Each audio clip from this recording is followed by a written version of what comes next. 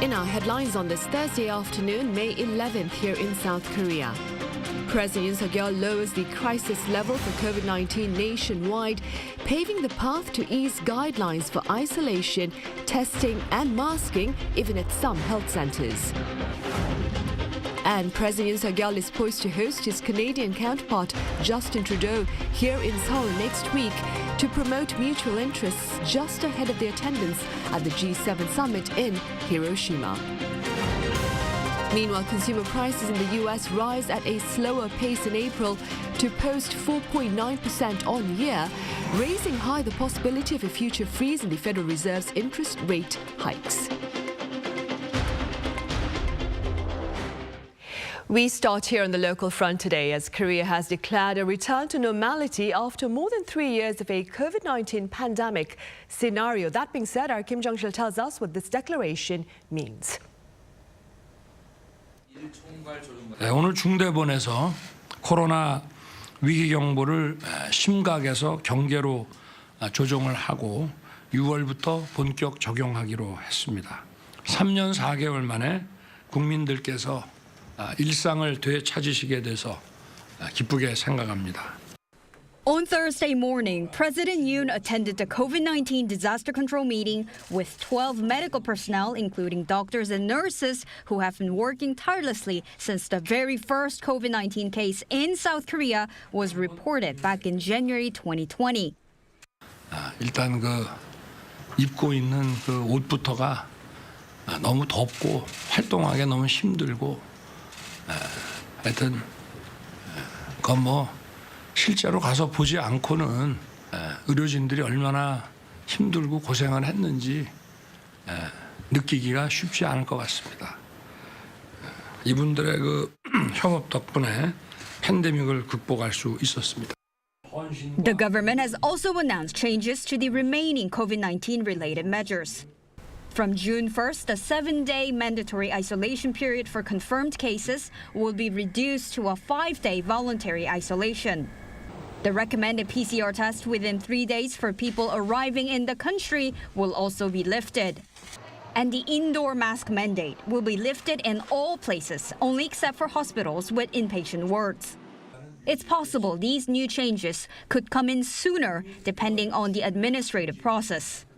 Kim Jong-sil, Arirang News. And President Yoon Suk-yeol is scheduled to sit down with Canadian Prime Minister Justin Trudeau next Wednesday here in capital Seoul amid the 60th anniversary of Seoul-Ottawa ties. According to Presidential Office spokesperson Lee Do-eun, Prime Minister Trudeau will arrive in Korea next Tuesday for a 3-day visit which follows President Yoon's earlier trip to Canada last September. The upcoming summit will reportedly offer the two leaders the chance to reaffirm their commitment to promoting shared priorities, ranging from economic and energy security to human rights and the rule of law. Seoul, Washington and Tokyo are poised to bolster real-time sharing of information on military threats posed by Pyongyang. Now, this is according to U.S. Army spokesperson Martin Miners and reportedly follows an agreement reached among the leaders of the three governments during talks last November in Cambodia. Speaking to Voice of America, Miners underscored the importance of the trilateral communication framework in responding to security challenges on the Korean peninsula amid North Korea's missile and nuclear ambitions. Separately, U.S. Army Pacific Commanding General Charles Flynn has added that American forces in South Korea, closely working with their South Korean counterparts, will play a pivotal part in this information process. He claimed their integrated team, strong headquarters presence and effective information sharing systems make them well positioned for the task. A committee on defense innovation has officially kicked off with President Yoon Suk-yeol heading the effort that includes 8 civilian military experts. Speaking at the committee's first meeting on Thursday, President Yoon called for strategic advancements in the country's military to better reflect improvements on the global front with regard to defense initiatives. He also stressed the importance of greater developments in surveillance and in precision strike capabilities amid North Korea's missile and nuclear intentions. Meanwhile, also on the committee, along with the civilian members, are Defense Minister Lee Jung-seok and National Security Advisor Cho Tae-yong. Meanwhile, given the Yoon administration's one-year anniversary in office this week, we take a look at its broader economic policy and its implications of the past year. Our economics correspondent Arirang files this report.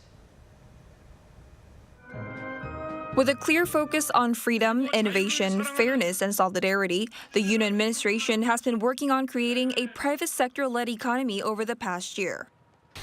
정부 주도가 아닌 민간 중심의 경제로 전환하여 일자리를 창출하고 중산층을 더욱 두텁게 할 것입니다. The first step, boosting businesses. The Yoon administration has been working to ease more than 170 business regulations and 140 disciplinary measures by listening to the voices of frontline workers. It sought an increase in business investments by cutting corporate taxes, providing more tax credits for national strategic technologies, and temporary investment tax incentives. Next, innovation in the public sector. With a sound fiscal policy in mind, the government tightened the purse strings as the national budget bill had increased 5.1% this year from 2022.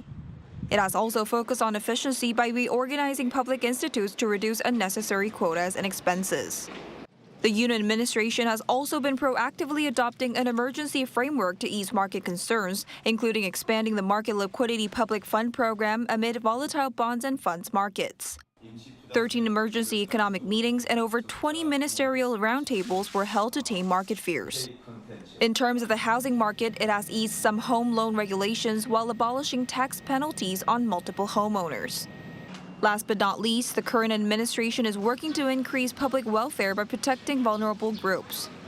Despite global inflation, the country's inflation is back to the 3% level after 14 months and down from a peak of 6% last July. And it has reached an all-time high employment rate as well. Measures including lowering fuel taxes, providing energy vouchers, and expanding tariff rate quota on energy and food were also rolled out. Welfare expenses for low-income households rose 12% from the previous year. However, some concerns remain. Sluggish exports in the IT sector remain amid a drop in chip demand. Consumer prices, too, are still above the government's target, with fears lingering due to external factors such as commodity prices. One expert has some advice on the task the administration should focus on. Other countries, for example, are using their budget to resolve the energy crisis while responding to industrial policy competition. The IRA and the US CHIPS Act are examples the South Korean government could look to. He also agreed with how the government urged the importance of improving the market paradigm, such as nurturing talent and in creating a flexible industry ecosystem following industrial shifts.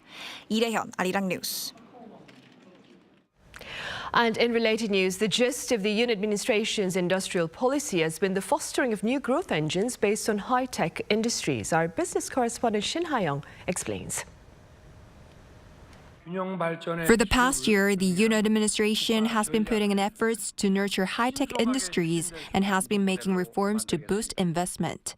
첨단 산업은 핵심 성장 엔진이자 안보 전략 자산이고 우리 일자리와 민생과도 직결되고 있습니다.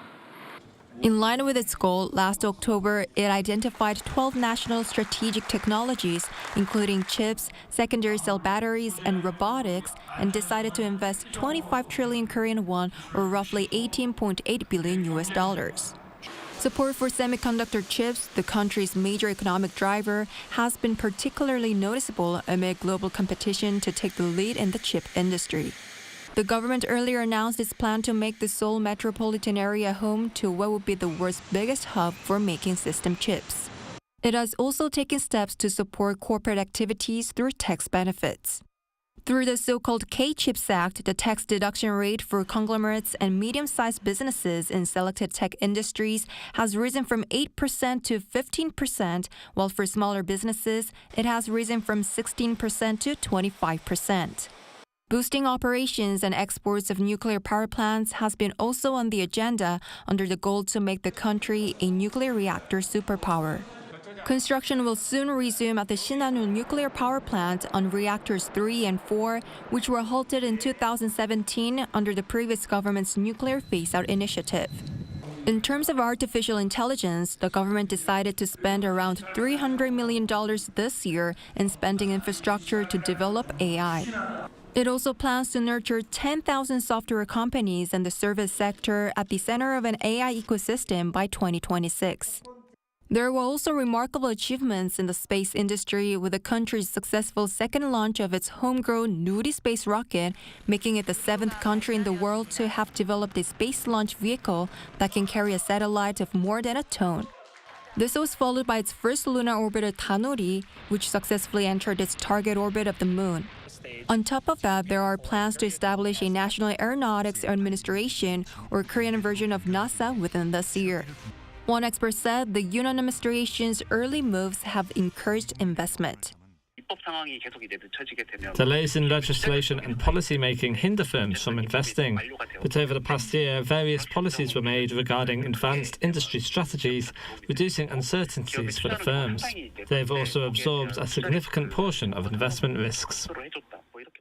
He added that the government should continue to engage with the private sector through effective communication channels so that companies can better accept policies. 신하영, 아리랑 뉴스.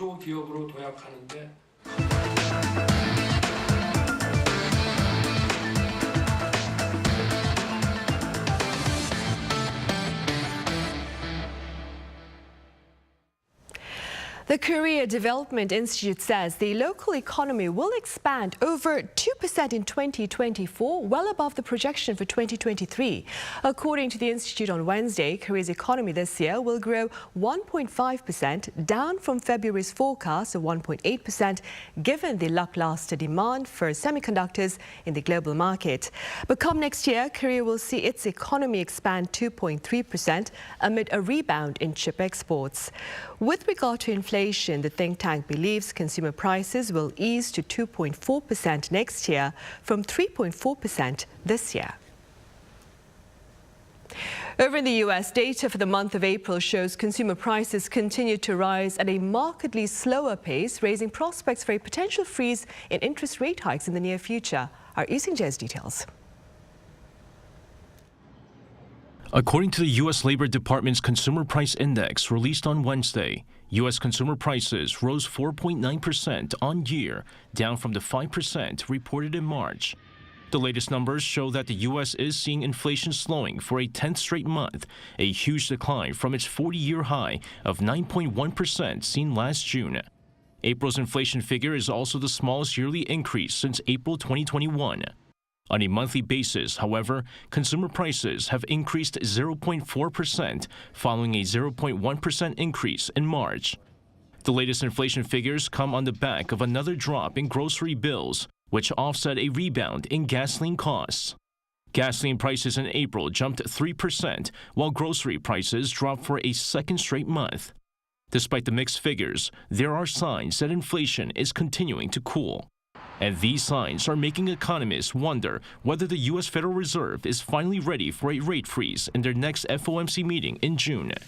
The U.S. Central Bank has previously indicated that it will take into account future economic indicators, such as inflation and employment trends, as well as April's CPI, before it makes its decision on the key interest rate.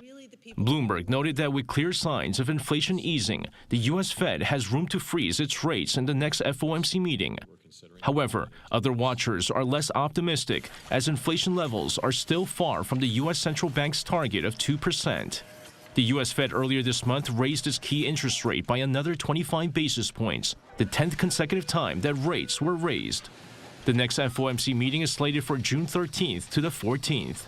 Ising Jae, Arirang News. On the tech front, Google is expanding access to its AI chatbot bot to over 180 countries with support for Korean and plans to support 40 languages in the near future. Our Yoon has more. Following the craze for the AI chatbot ChatGPT, Google has released its new conversational AI service, Bard, and it is available in languages beyond English with both Korean and Japanese an option. On Wednesday, local time in California, Google removed their waitlist for Bard, which was previously only available in the United States and the United Kingdom, and opened up its use to over 180 countries. With more coming soon. And in addition to becoming available in more places, Bard is also becoming available in more languages. Beyond English, starting today, you'll be able to talk to Bard in Japanese and Korean. Google's chatbot Bard is powered by the company's Palm 2 large language model. During its annual Google I/O Developer Conference on Wednesday, Google also announced that Bard is adding app integration to maximize its utility and collaborative potential. Google also announced that they are on track to support 40 more languages in the future, while noting that adding a language responsibly involves deep work to get things like quality and local nuances right. Google has also integrated Google Lens features directly into Bard. Users can upload a photo or image as a prompt for Bard. Using Google Lens, the chatbot will analyze the photo and draft a few creative captions, all within seconds. On top of these image-related features, Google is also expanding Bard's coding capabilities, as well as having plans to soon launch extensions, including Google's own apps and services like Maps, Sheets, Gmail, and Docs, while working with third-party partners to bring their services into Bard. 이은진, Arirang News. On the entertainment front, BLACKPINK's Lisa has become the first K-pop solo artist to have an album hit 1 billion streams on Spotify. According to her agency YG Entertainment on Thursday, the Guinness World Records has confirmed that Lisa's single album La Lisa marked the milestone 595 days after its release. The reference book also confirmed that Lisa reached 1 billion Spotify streams in the shortest time frame ever for a K-pop solo female artist. Lisa is now the only K-pop solo singer with 7 Guinness World Records that include her record for having the most viewed music video for a solo artist on YouTube over a 24-hour period. On the defense front, following its first flight in July 2021, Korea's latest fighter jet KF-21 continues to take to the skies in extensive tests ahead of its serial production in the year 2026. Our defense correspondent Kim Hyun-sing reports. It's fast, it's powerful, it's a new pride of South Korea's Air Force, the KF-21. And the makers behind this cutting-edge jet? Welcome to Korea Aerospace Industries, developer of the nation's state-of-the-art combat aircraft like this KF-21 fighter you see behind me. As one of the government's most ambitious defense initiatives, boasting a budget of 8.8 trillion Korean won, or $6.6 billion US, the development of the KF-21 is a long-haul commitment. The fighter jet is scheduled to undergo approximately 2,000 test flights by 2026 before it can officially grace production lines. As of now, it's already aced around 200 of these test flights, including a crucial air-to-air dummy missile drop test earlier this year. As a test pilot, I always strive to be well prepared, keeping in mind that any errors I make during a flight could have significant implications for this important national undertaking. While the KF-21 is a 4.5 generation jet, implying it doesn't possess full stealth capabilities, it makes up for this with cutting-edge ASAW radar and advanced avionics. Korea Aerospace Industries' jet-building abilities are causing other countries to take notice. In fact, Poland and Malaysia have already penned billion-dollar contracts with Kai to buy dozens of its FA-50 supersonic trainers, with deliveries of these jets expected in the upcoming years. As demand heats up for Kai's aircraft, the company may soon be charting a course towards expanding its production sites. Kim Hyun-sing, Arirang News.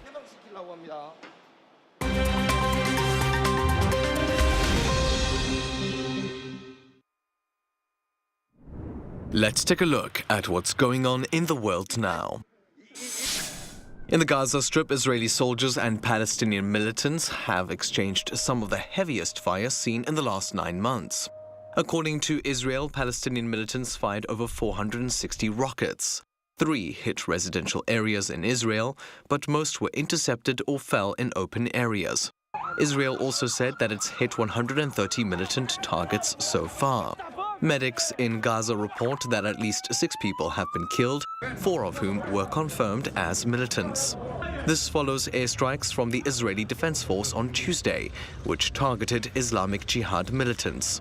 The strikes killed 15 people, including 3 militant commanders. Turning over to the United Kingdom, where its fertility regulator has confirmed the birth of babies that were made using the DNA of 3 people in an experimental technique. Announced on Wednesday, it's a first for the UK. Called mitochondrial donation treatment, the procedure is a form of genetic modification. It's meant to prevent the inheritance of rare genetic mitochondrial diseases such as muscular dystrophy, epilepsy, and heart problems. It does this by replacing defective genetic material from a mother with a healthy version from another woman's egg. Only 0.1% of the donor's genetic material is used. According to the UK's Human Fertilisation and Embryology Authority, fewer than 5 babies have been born this way. In the United States, Republican lawmaker George Santos has pled not guilty to 13 federal charges at a New York court on Wednesday. The New York representative is accused of misusing funds, illegally receiving unemployment benefits, and lying to Congress about his income. It comes amid a wave of revelations that the 34-year-old has embellished his background, including claiming to have lost his mother in the 9/11 Twin Towers attack and that he had previously worked at Citigroup and Goldman Sachs. Santos has called the case inaccurate, describing the investigation into him as a witch hunt, and is refusing to step down from Congress. If found guilty, Santos could face up to 20 years in prison. And finally, Hollywood star Robert De Niro has become a father for the 7th time at the age of 79. The veteran actor revealed that he had recently welcomed his new child during an interview on ET Canada to talk about his upcoming film, About My Father. The 2-time Oscar Award winner did not reveal much else, including the identity of the child's mother, although his most recent reported romance was with martial arts instructor Tiffany Chen. De Niro has 6 other children from 3 previous relationships. His oldest child is 51. Matthew Ashley, Arirang News.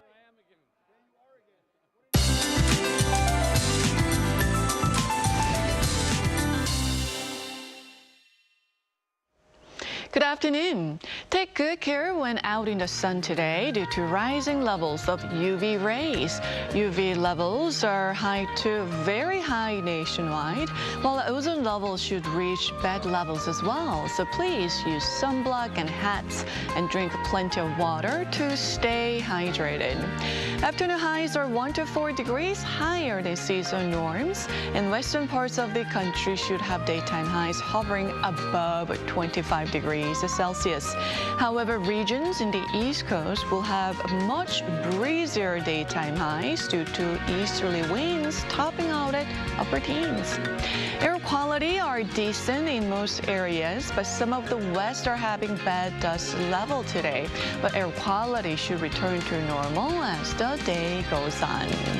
Heat will subside a bit with more clouds moving in tomorrow, with rain in the forecast in the south coast and Jeju Island from tomorrow night into Saturday. Meanwhile, temperatures will jump back to summer range next week. That's Korea for you, and here's a look at the international weather conditions.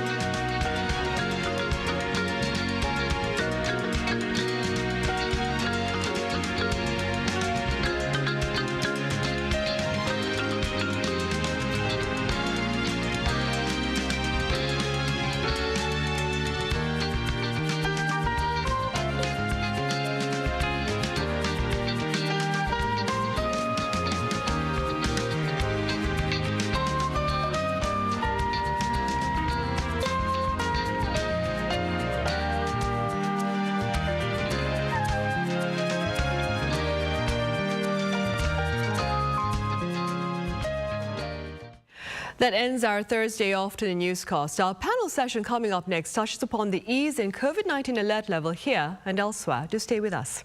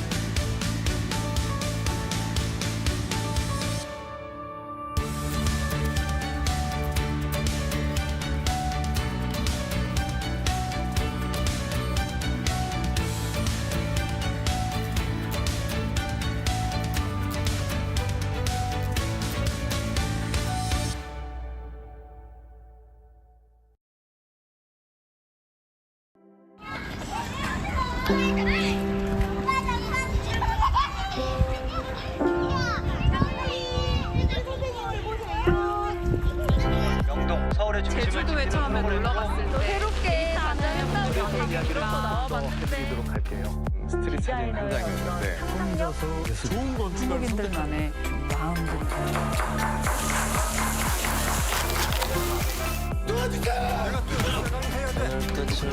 같이 갈래요?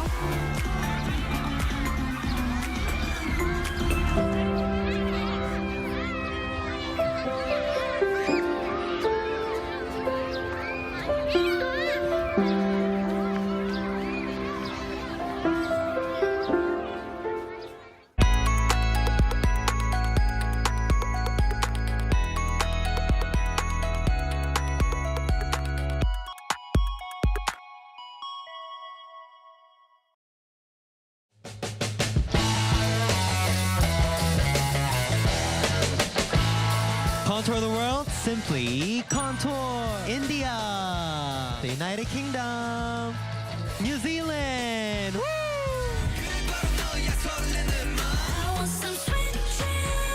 I'm excited. You excited? Of course. Yeah.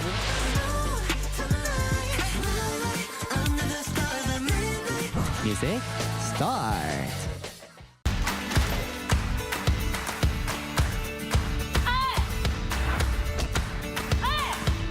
23번 이호연.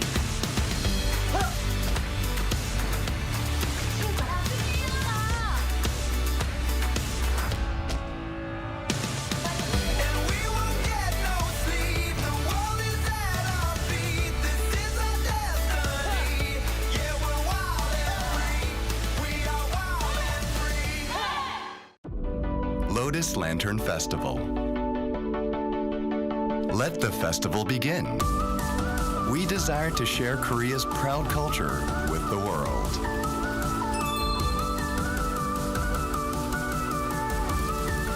So that people can have a time of healing just by watching and become happy as they enjoy the festival.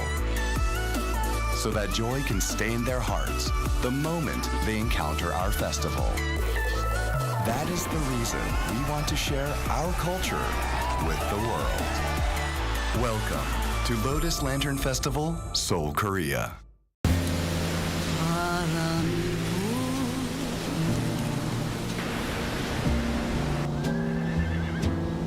춥지 않은가요?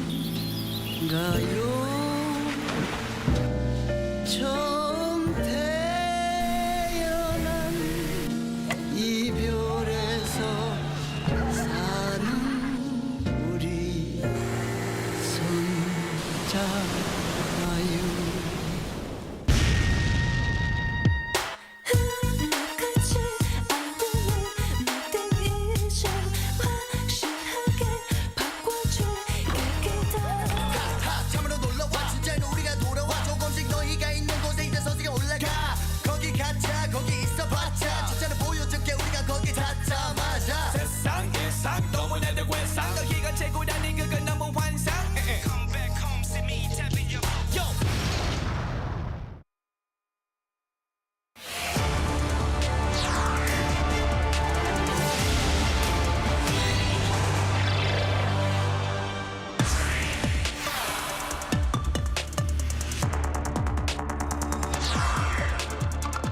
Yesterday, the emergency committee met for the 15th time and recommended to me that I declare an end to the public health emergency of international concern. I have accepted that advice. It's therefore with great hope that I declare COVID-19 over as a global health emergency. On May 5th, the World Health Organization announced an end to the emergency declaration for COVID-19. The announcement came more than 3 years after the health body had declared the virus an emergency of global concern on January 30th, 2020. Back then, there were fewer than 10,000 infections, and most of them were centered in China. Welcome to Issues and Insiders. In line with the announcement by the global health body to officially end the emergency status for COVID-19 earlier this month, Korea earlier on this Thursday morning lowered its crisis level for COVID-19 as well. To take a listen. 네, 오늘 중대본에서 코로나 위기 경보를 심각에서 경계로 조정을 하고 6월부터 본격 적용하기로 했습니다. 3년 4개월 만에 국민들께서 일상을 되찾으시게 돼서 기쁘게 생각합니다. Now, for more on these latest developments, I have Professor Howard Lee at Seoul National University joining us live on the line. Professor Lee, it's been a while. Welcome back. Thank you for having me back today. I also have Professor Monica Gandhi at the University of California, San Francisco, live on the line as well. Professor Gandhi, it's a pleasure to have you back. Thank you so much. Right, Professor Lee, let's begin with your thoughts on the lowering of the national crisis level for COVID-19 here in Korea. Well, as you said, Sunny, the crisis level for COVID-19 nationwide has been changed from serious to alert. That means almost all bans will be lifted in South Korea sooner or later, including the mandatory isolation policy for 7 days. This move has been prompted mainly by the WHO's recent declaration that the global emergency status for COVID-19 has been brought to an end. South Korea is certainly transitioning from pandemic to endemic for COVID-19. So I think the move announced today seems okay overall. Right. Professor Lee, Korea's shift from pandemic to endemic comes amid a 3-month high in daily tallies this past Wednesday when authorities announced over 23,000 new infections over a span of 24 hours. How do you explain this surge in cases, and is it a source or a cause for concern, do you think? That's confusing. But you know, daily tallies can be misleading because of day-to-day fluctuation. For example, the daily new cases were only 8,100 on the 8th day of May, which is a couple of days ago. And that's why we have to look at a more stable statistic, such as 7-day rolling average, which has remained stable under 15K for several weeks in a row. That said, I also want to emphasize that it is better this time not to look at the number of daily new cases any longer. That doesn't count as much as it used to, say a year ago. In addition, death rate by COVID-19 has been still very low. We are also in full control over the hospital bed in case of unexpected hikes. All in all, you don't need to worry too much about the daily jitter. Right, I see. And Professor Gandhi, as Professor Lee mentioned, the World Health Organization has declared that COVID-19 is no longer a public health emergency of international concern. Now, some pundits, Professor Gandhi, believe this declaration itself is a surrender to the virus rather than a victory against it. What do you say? You know, the problem with COVID-19 is it was never eradicable. And what I mean is there are different properties of pathogens that make it able to go away completely. And unfortunately, COVID-19 has none of those. It has animal reservoirs. 30 animals contain COVID-19. It has a long period of infectiousness. Its symptoms resemble other respiratory pathogens. And even though our vaccines are great at preventing severe disease, they don't prevent all infections. All of that put together means we actually could never completely get rid of COVID. What we had to do was get severe disease as low as possible. And what enabled that was increasing immunity in the population from vaccinations and from people having natural immunity. All of that led to a high degree of population immunity. The mortality from COVID-19 at this point in time, as of the time the WHO declared the end of the emergency, is the lowest that it's been since March of 2020.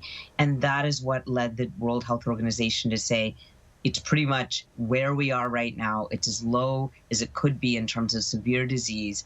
And we have to keep on fighting it, but we have to at some point declare the global health emergency over. Right, and staying with that, Professor Gandhi, I believe the federal COVID-19 public health emergency ends on this Thursday. That would be May 11th there in the US as well.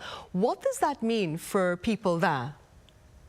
So here in the US, a lot of the measures and restrictions had already been lifted, but what had not been lifted was vaccination mandates for federal employees and for people entering the United States from other countries who weren't citizens. All of that will be lifted tomorrow. For example, someone can travel to the US tomorrow or day after tomorrow without showing their vaccine card. So that's really the main final restriction that will be lifted. The US also provides free vaccines and treatment even for uninsured patients, and those will actually continue until the federal supply runs out so that people can get on insurance, hopefully in the meantime. Right, I see. Meanwhile, back here in Korea, Professor Lee, there is a bit of public concern over the lifting of mandatory isolation for COVID-19 patients, which will start from the first day of June, of course. How do you respond? Well, unlike many people believe, mandatory isolation at this time, particularly in South Korea, will not be as effective as it used to be in the past in terms of stopping viral transmission. I, however, want to talk more about the societal impact of the removal of mandatory isolation measure. With this measure in effect, backed by law in the past, patients could take a rest at home once caught with the disease, and the medical care was mostly covered by the government. This will not be the case anymore in South Korea, meaning many newly infected patients have to go to work and they have to pay their own medical care out of pocket, which can be troubling to some people. This is something that we, as a society, have to put our efforts together, not to leave any single person behind without the needy healthcare support as we move along from a pandemic to an endemic. Right, of course. Professor Gandhi, given the end in emergency status for COVID-19 there in the US slated for this Thursday, I hear masks will become optional for most hospital patients, visitors, and even the staff. What is the response within the medical arena there regarding this particular reality? You know, there's the most mixed reaction in the United States to what you just said. Masking in healthcare has been the last remnant of the mandatory masking in the United States. Masks in other places had been lifted. And in healthcare, it is being lifted in a variety of healthcare settings. Some people are very happy about that, saying that, you know, we need to smile at our patients, we need to see each other's faces. Some people are very disconcerted and don't feel ready for that. So there's a very mixed reaction, I would say. I think that it's going to be very optional for people, staff, and patients to mask. Right now, our hospital is still mandating masking, but it's going to take a while for everyone to get on the same page on that. Right, I see. Professor Lee, meanwhile, do you foresee a rebound in COVID-19 infections in the near future? And if so, what do you recommend? Well, I don't think we will see a rebound soon. However, what we need to closely watch and monitor is an observation that the number of new cases per population in South Korea is way larger than that in other countries, such as the United States, UK, and even Japan. Well, this may be because South Korea was still doing more tests per population than other countries. That's a possibility. At the same time, we should not forget that COVID is not gone yet. It is still with us, although its status has changed from pandemic to endemic.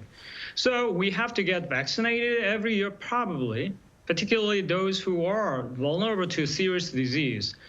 Taken together, no worry, but careful monitoring and safe measure won't hurt either. And Professor Gandhi, meanwhile, have governments, do you suppose, learned enough from COVID-19 to be ready to fight off future pandemics? Well, it's a really good question, because what we need to prepare for now that we've had this pandemic is the possibility of new pandemics because of warming of the planet, because of our interactions with animals. We move so fast where we have extreme urbanization. All of that can lead to the possibility of a new pandemic. And I think we learned a lot. We learned a lot about rapid development of vaccines. We learned about developing antiviral treatments, and we learned about developing tests and wastewater surveillance. What we didn't learn is, unfortunately, there has been a reduction of trust in public health in many countries. I've been very impressed with South Korea's response to COVID-19, and what I perceive from afar, at least, that there seems to be very good trust in public health authorities in South Korea. Here in the US, we have about a 37% or lower trust in the CDC, which is our main public health agency. We have even lower trust in our local public health officials. That reduction of trust means that people are stopping giving vaccinations at times, for example, to their children, routine childhood vaccinations. We saw a measles outbreak in a state in the United States called Ohio. There was a big measles outbreak, of course, in Zimbabwe, in Mumbai. These are concerns that it's not just the disruptions of the pandemic that led to reduction in childhood vaccination rates, but a reduction in trust of public health. And I'm very concerned about where we are right now in 2023 about that reduction in trust, because if we have something else happen, we need to be able to trust and listen to public health authorities. So I think that's what we need to do as public health officials and medical people, is work on rebuilding trust. Right, rebuild trust before working on the next pandemic then. Meanwhile, while COVID-19 is no longer a public health emergency of international concern, the World Health Organization has yet to decide on the fate of Mpox as the body meets for its 5th session to assess whether this outbreak still warrants the highest alert level, that is. While there have been reportedly notable declines in global tallies, some communities have been seeing a spike in cases as of late. For more on this reality, I turn back to our panel of experts. Professor Lee, let's begin then with your assessment of the spread of Mpox here on the local front. Well, the case of Mpox is showing signs of spreading across the nation, as you mentioned. And we now have a total of 60 or so Mpox patients in South Korea.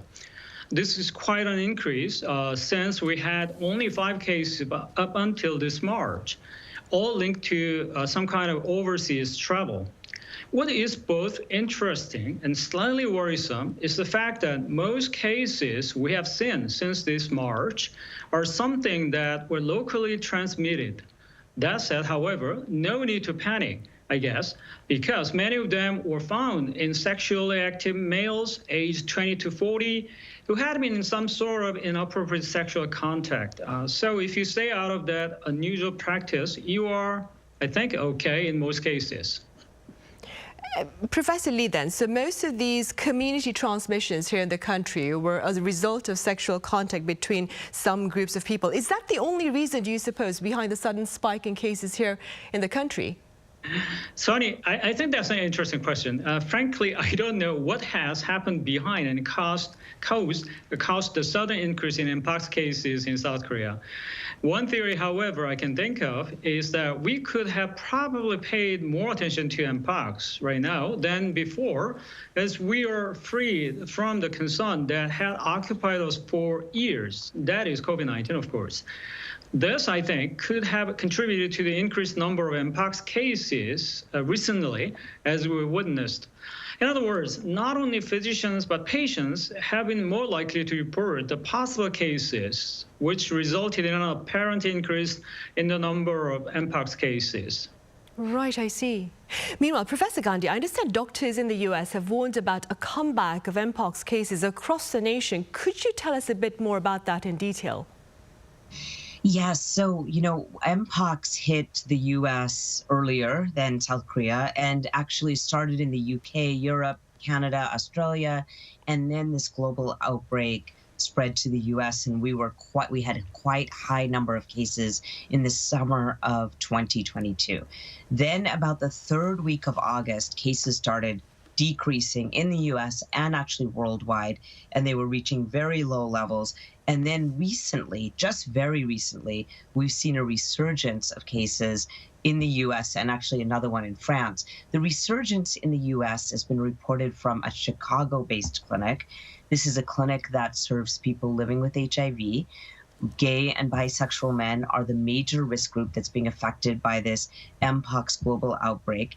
And there's 9 cases so far, but what's a little concerning is that 6 of them were fully vaccinated. It takes 2 doses of the Jynneos vaccine to be called fully vaccinated here in the US. And so there's no severe disease. These are kind of lighter cases than we've seen before, but that is a concern because we actually thought vaccinations were going to be almost completely protective. We didn't know that for sure, though. We were basing that on smallpox vaccination being fully protective for smallpox. This is a cousin. Mpox is a cousin of smallpox. Smallpox, of course, has been eradicated for 43 years. Just 3 days ago, we celebrated 43rd year of eradication of smallpox. And it's the same vaccine for smallpox that we use for Mpox. But since there's never been a global outbreak of this size, we didn't know exactly how well the vaccine was going to work. And clearly, there are breakthroughs that are possible on the vaccine. I see. Professor Gandhi, then briefly speaking, would it be safe to assume that the latest rebound in cases there in the US is centered in the state of Chicago then? Yes, it's in Chicago right now, and we're on alert in other cities, but we haven't yet seen outbreaks in other cities. There is an outbreak reported in France. So just 2 places in the world where there's a resurgence. It gives us some concern because Pride events and other big events are coming up this summer. But on the other hand, the cases are still very low compared to how high they were over the summer. Right, I see. Professor Lee, could you tell us a bit more about how Mpox is transmitted and what are some of its broader symptoms? Sure. Mpox can spread to anyone through close, personal, often skin-to-skin contact. That includes direct contact with Mpox rash and scabs from a person with Mpox, as well as contact with their saliva, upper respiratory secretions such as mucus, and areas around the genital organs. However, the risk is low for getting Mpox by touching objects, fabrics, and surfaces that have been used by someone with Mpox and not disinfected. That's reassuring. People with Mpox often get a rash that may be located on hands, feet, chest, face, mouth, near the genitals. And the rash will go through several stages, including scabs before healing. The rash can initially look like pimples or blisters and may be painful, or it can be itchy.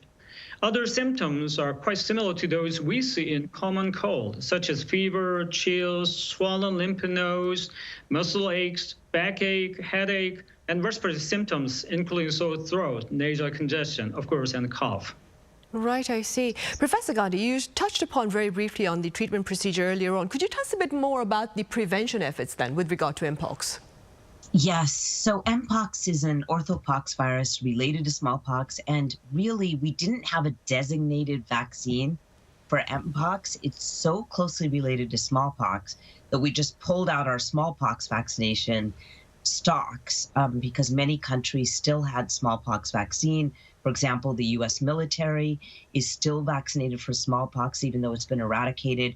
We ramped up production of the old smallpox vaccine. The safest one is called the Jynneos vaccine, and that is the vaccine that's used to prevent Mpox. Now, Mpox natural immunity probably has some protection. That's probably why the cases went down. But we really do encourage people who are at risk for Mpox to get vaccinated with 2 doses, 4 weeks apart, of the Jynneos vaccine. And in this country, at least, and actually in most of this particular global outbreak, there was more association with gay and bisexual men, which just means that there was probably also sexual transmission of the virus, many more genital lesions, and genital lesions than we had seen in the endemic form of Mpox, which is found in West and Central Africa, and that's more associated with exposure to rodents. And so it's really prevention is the vaccine, and then treatment. If we have a very bad case, there is an antiviral being tried called tecovirimat for Mpox, but we saw the most severe cases of Mpox in people with advanced HIV infection. And that really is a group that we need to watch very closely and vaccinate. Right, I see. And all this being said, Professor Lee, do you suppose that health authorities here in Korea should perhaps launch an awareness campaign against Mpox to better inform the public about the situation in the country? That's another interesting question, Sunny. I think that might help, but the campaign should be more focused on the high-risk group rather than the general public, because as I said before, it is quite unlikely for a person to get caught with Mpox if he or she stays out of close physical contact with an Mpox patient. At the same time, the campaign should be carefully curated because it may stigmatize those with Mpox and those who are more prone to the infection. Right. And Professor Gandhi, what are U.S. health authorities doing to perhaps curb the latest resurgence in Mpox cases there in the U.S.? Yes, so essentially what they're doing, and really the U.S. campaign had been more again focused on gay and bisexual men and women living with HIV infection. So now what's going out to HIV clinics, I'm an HIV doctor as well as an infectious disease doctor, is the message that everyone who has HIV should be vaccinated. Make sure that those 2 doses every 4 weeks apart were obtained by anyone living with HIV in this country. And then gay and bisexual men, even if they do not have HIV, should all be vaccinated with 2 doses. So the message is really, just like with COVID-19, the message is vaccination. Right. I suppose the wisdom then is prevention is better than cure. Professor Gandhi, as always, thank you very much for your time and your thoughts today. And Professor Lee, thank you so much for your insights. Thank you.